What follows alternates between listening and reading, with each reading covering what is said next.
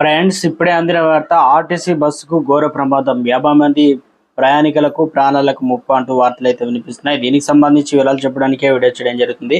చాలా మంది వీడియోస్ ఉన్నారు కానీ సబ్స్క్రైబ్ మర్చిపోతున్నారండి. దయచేసి ఈ ఛానల్లో సబ్స్క్రైబ్ చేసుకొని బెల్ ఐకాన్ ఆల్ ట్యాప్ చేయండి. ఇటువంటి ఇంపార్టెంట్ ఇన్ఫర్మేషన్ మిస్ అవ్వకుండా మీ ఫోన్ నోటిఫికేషన్ రూపంలో వస్తుందండి. చాలా మంది చూస్తున్నారు కానీ లైక్ చేయడం లేదంటే దయచేసి లైక్ చేయండి. ఇన్ఫర్మేషన్ అందరూ రీచ్ చేసిన వారు అవుతాం మనం. నిర్మల్ జిల్లాలో ఘోర ప్రమాదం జరిగింది.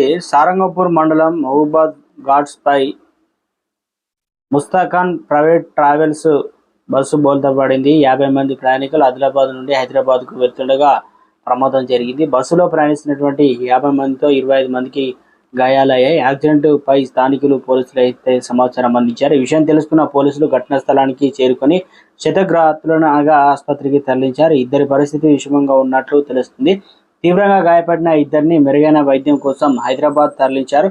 హైదరాబాద్ తరలి వస్తుండగా ఫర్హానా అనేటువంటి మహిళ మృతి చెందింది. మృతురాలు హైదరాబాద్ వాసిగా గుర్తించారు పోలీసులు. ప్రమాదం అర్ధరాత్రి జరగడంతో సహాయక చర్యలు ఆలస్యమైనట్లుగా